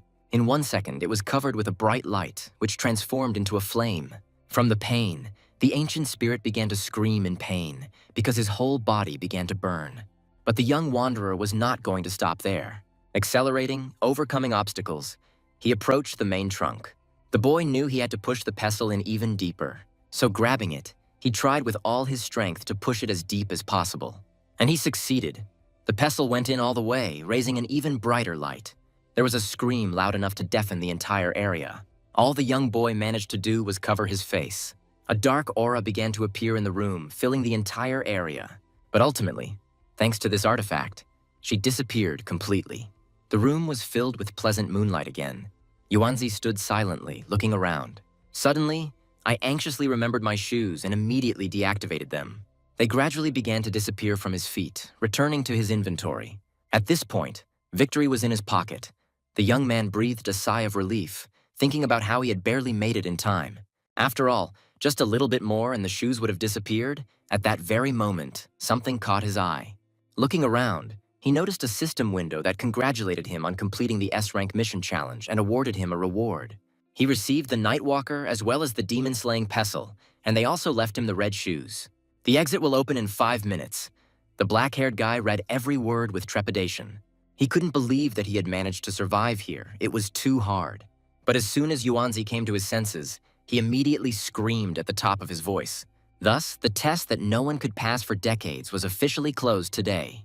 Intending to test his skills, he sat down on the ground, crossing his legs. As he began to concentrate his energy, a dark mark immediately appeared on his forehead. And then the whole body was immersed in some kind of purple energy. All the wounds on his body began to gradually heal and then disappeared completely. Opening his eyes, he felt a huge surge of energy. His whole body felt wildly light. He hadn't experienced such a wonderful feeling for a long time. He immediately started jumping for joy because everything worked out for him. He couldn't be more happy about it. But almost immediately, the joy disappeared because he saw something he was not prepared for. His body lay right in front of him, without any movement. It was unconscious. After examining himself, he did not understand how he was able to float in the air, assuming that he was dead. At that very moment, he started to get hysterical. He didn't know what to do in such a situation. But just a few seconds later, he returned back to his native body. Exhaling easily, he managed to think that he would die. The system window appeared in front of his face again. He decided to look at his character. Opening the stats window, he saw the first level.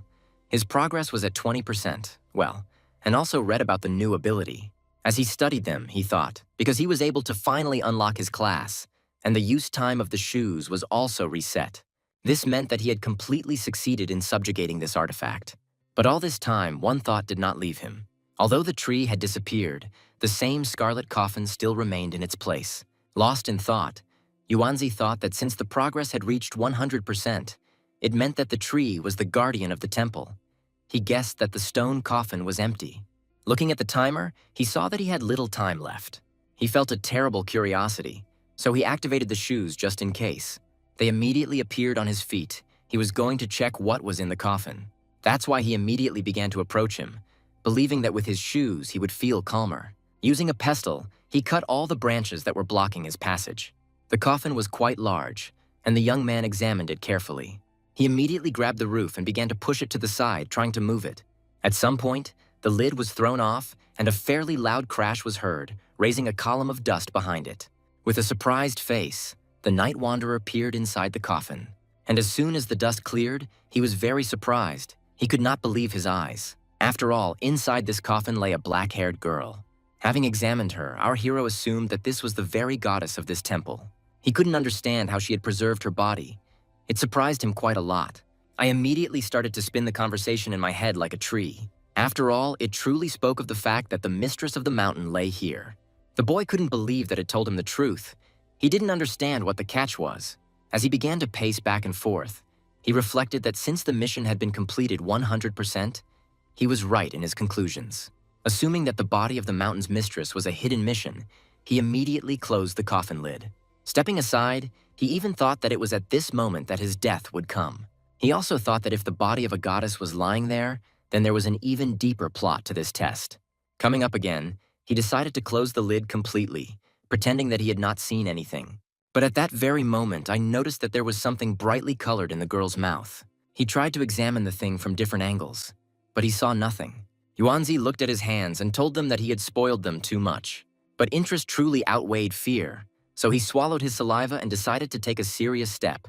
Slowly moving his hand to her chin, he opened her mouth as gently as possible. And then, I also carefully tried to touch the object to look at the characteristics window. It was a crystal of spiritual essence, a consumable type, a soul crystal purified by the power of an ancient deity. Containing immense spiritual energy, this supplement was the one most coveted by the night wanderer. The note stated that the mountain goddess had already purified the crystal of impurities, and he could use it without danger. After reading this to the end, Yuanzi naturally wondered whether he should do this. Having made a positive decision, he immediately carefully grabbed it and began to take it out.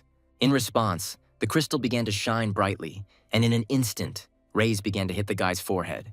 His experience progress reached 22%, and energy was seething throughout the boy's body. He felt an incredible surge of energy, feeling like he could beat up an entire crowd. He liked the feeling, but after containing his emotions, he came to his senses. He immediately bowed and thanked the goddess, wishing her to rest in peace. And then, very slowly and just as carefully, he began to return the coffin lid to its place. The 10-second countdown to return began, at which point Yuanzi let out a sigh of relief. It didn't change anything for him to return, but he was confused by the noise that began to be emitted. It was actually coming from right behind him, from that very coffin. Scarlet energy began to bulge out from the coffin, rising higher and higher. A thin, feminine hand appeared behind her, which grabbed hold of a part of the coffin, and the rest of the body began to rise. Literally in a matter of seconds, the body of that very deceased goddess appeared. Seeing this, the young wanderer's body naturally changed dramatically. After all, he had recently seen a dead girl, and now she was completely fine. She immediately looked around, starting to look attentively in the guy's direction. Yuanzi himself froze in place, trying not to move at all. With each passing second, his face became more and more frightened. The ancient goddess herself continued to look attentively towards the guy. After looking him over from head to toe, she smiled sweetly. And at that very moment, Yuanzi was plunged into horror. He could not believe that the corpse had come to life.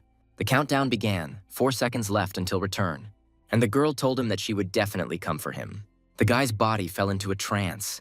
It began to gradually dissolve into some other world. This hadn't happened last time. The night wanderer experienced this strange feeling for the first time. He didn't understand what was happening at the moment. Suddenly, his body felt a pleasant, homely breeze. Pleasant rays of the sun began to illuminate the eyes of our hero. Our hero fell easily onto his native bed. The last words he heard before returning haunted him. Each one, over and over again in his head, was thinking that she would definitely come for him. At that very moment, he noticed that the shoes were still on his feet. The young man immediately intensely deactivated them. Exhaling easily, he said that he almost got caught. However, thoughts about that very girl did not leave him because she meant something.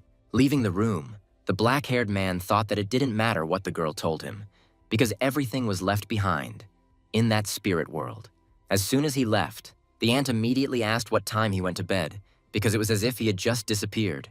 Yuanzi himself was not offended by her as usual, but on the contrary, he rushed to hug her, shouting that he missed her, also adding that this morning everything around seems unusually beautiful. At the same time, there was a gloomy silence in the office because quite a lot of time had already passed. Investigator Lee asked Investigator Guan if there was any news from Yuanxi. She said anxiously that she had called him 5 or 6 times, but the guy's phone was switched off. At that moment, the boss himself also tensely responded that they still needed to wait a little longer. With a smile on her face, Guan said that the result is still unknown. Behind them, the bespectacled man said that perhaps not everything would be as joyful as they hoped. He started to talk about how their new colleague had roughly equal chances of death and survival, which really put his colleagues on edge. In one voice, they shouted at him to shut up. The bespectacled man immediately fell silent, not understanding what he had said wrong. His colleagues, in turn, put their hands to their heads, thinking that he was a real idiot. The girl kept going over the guy's words in her head about how the baby looked good and spoke so beautifully, even thinking that he could brighten up her dull, everyday life. But throwing these thoughts aside, she said something else out loud. She regretted it, because this was not destined to be. Stretching, she said that if they couldn't contact him by the end of the working day, then they would hardly be able to hope for anything. The boss, leaving, asked to report to him immediately if anything was known. Suddenly, their conversation was interrupted, as Guan's phone rang loudly. The departing boss stopped immediately, hoping that it was their baby calling. There was a photograph of our main character on the phone ringing. Guan glanced at her phone and saw her colleague's name, immediately shouting about it throughout the office. Grabbing the phone, she looked at Investigator Lee in confusion, who, with relief, asked to put it on speakerphone. Having picked it up, she immediately anxiously asked Yuanxi if it was this, to which she immediately heard a positive answer.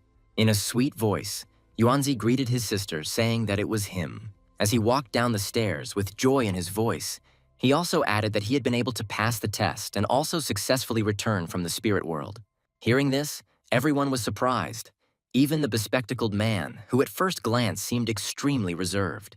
The boss started jumping for joy, shouting that this was a real miracle. He couldn't believe his ears. However, almost immediately he began to cough. Stopping, he felt ashamed, mentally asking himself to restrain himself. Investigator Lee began to think that the Yulan tunnel, which the Tai sect had declared impossible to pass through, had been successfully cleared. This will undoubtedly cause a stir, and Yuanxi's name will spread after his first mission. In addition, the rewards in the S-rank spirit world are incredibly generous, and the first clearing is especially important. It is the shortest path to strengthening the organization. Moreover, there was another important point.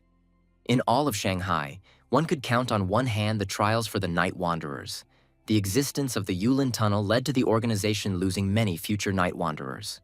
But now, if a detailed guide were compiled, the number of new Night Wanderers would steadily increase every year. Of course, in the future, the rewards will not be as generous as during the first cleanup. But for the official side, the very fact of an increase in the number of Night Wanderers is important. This is enough to attract the attention of the Council of Elders. Guan, with surprise in her voice, asked how the young wanderer managed to do this, and he, hailing a taxi, replied that it wasn't that difficult, adding that anyone with a pair of working legs could do it too.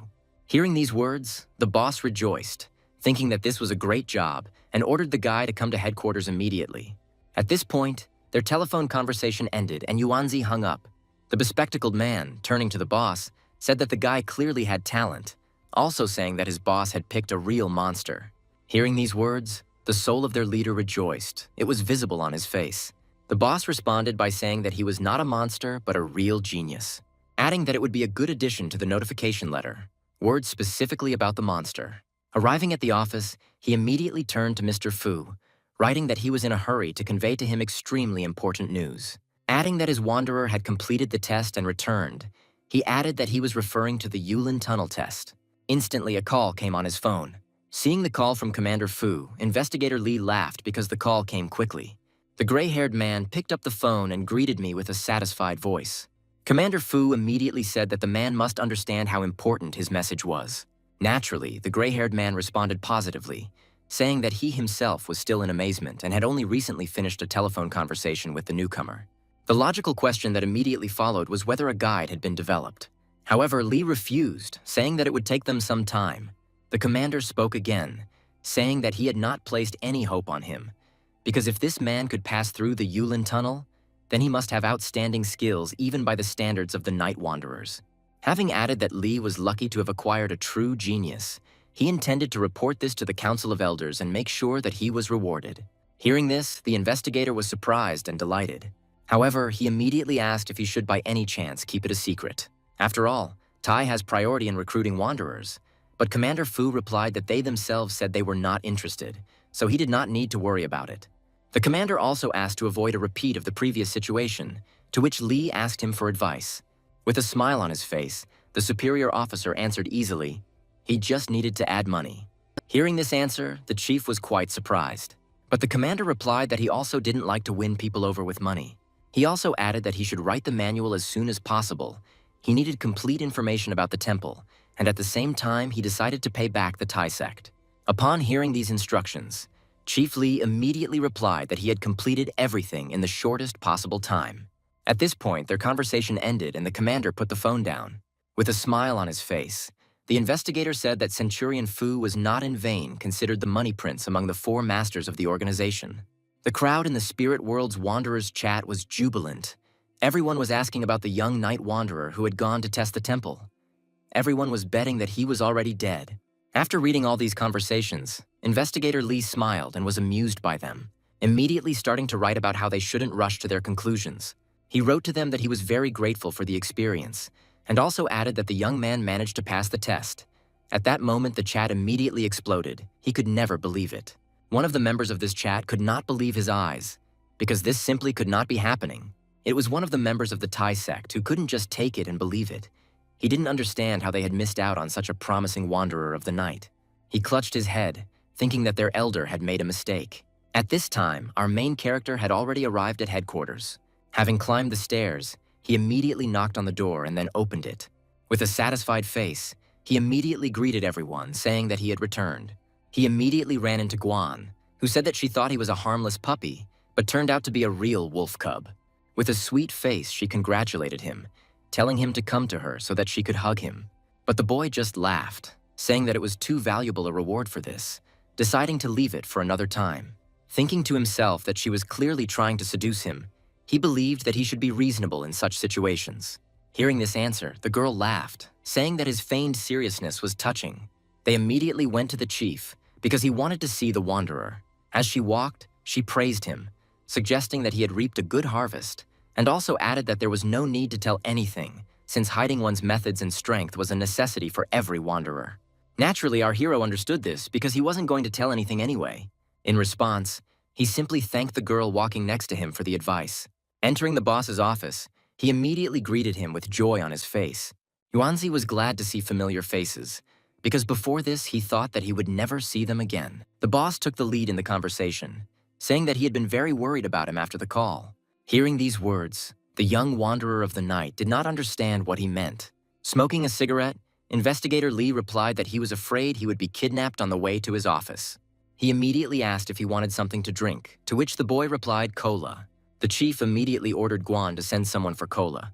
Hearing this, she laughed, telling Yuanzi that his status had risen right before his eyes. While pouring wine, the chef praised the guy, saying that the younger generation was amazing. He also added that he would have to ask him to write a detailed guide on how to get through the tunnel. Naturally, our hero was not against it, but the chief interrupted him, asking if he had found any noteworthy information about the temple. At that moment, a bespectacled man walked into his office holding a laptop in his hands. As he walked in, he adjusted his glasses and asked if he could join in, to which he received a positive response and also received an order to help the young man compile a report. And so a whole hour of incessant conversations passed. Yuanzi told everything he wanted to tell, leaving out the details that the red shoes were an exclusive reward. Chief Li focused on the demon subjugation pestle, asking if it was of a high level. However, without waiting for an answer, he added that they jokingly call the spirit world a game. But, of course, everything was much more serious, because in the spiritual world, artifacts are extremely rare, and each of them has a uniqueness, also adding that if he took out this artifact, then the task of killing the demon may disappear. Therefore, the tunnel's complexity may increase. Guan explained to the young man that spiritual worlds are subject to dynamic changes, such as taking an artifact, decreasing, dying, and leaving, increasing. She also explained that the levels and tasks differ, and the guide is only good for general information. The bespectacled man added that since the shoes remained in the spirit world, he thought the difficulty wouldn't decrease. Hearing this, our hero became a little flustered because at this point he had deceived. But the guy who was collecting information about the tunnel said that the information did not correspond to the difficulty of S rank. I asked Yuanzi if he had forgotten to mention anything, but he immediately heard a negative answer. Looking away, the black-haired man said in a slightly trembling voice that he was just about to tell her. Because in the cave, in addition to the tree demon, there was a stone coffin. At this point, the chief of the stone coffin intervened in their conversation. He was interested in it and asked what was in it. There was silence in the chief's office as everyone waited for the protagonist's answer.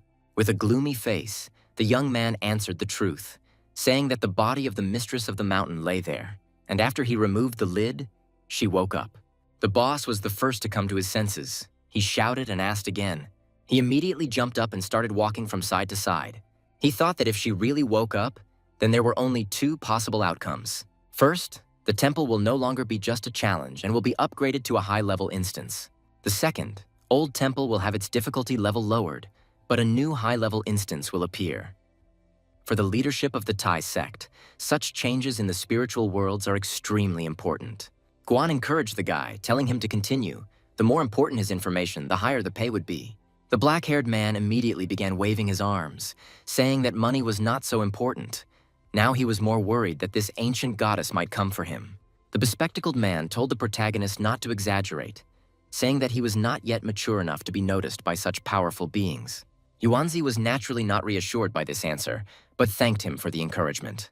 Guan immediately changed the subject, asking if this goddess was more beautiful than her, to which our main character replied that he was much more beautiful than she was. Moreover, the bespectacled man added that she was more valuable as a research subject. Naturally, Guan didn't like this, and with an angry face, she asked the guys if they were by any chance tired of living.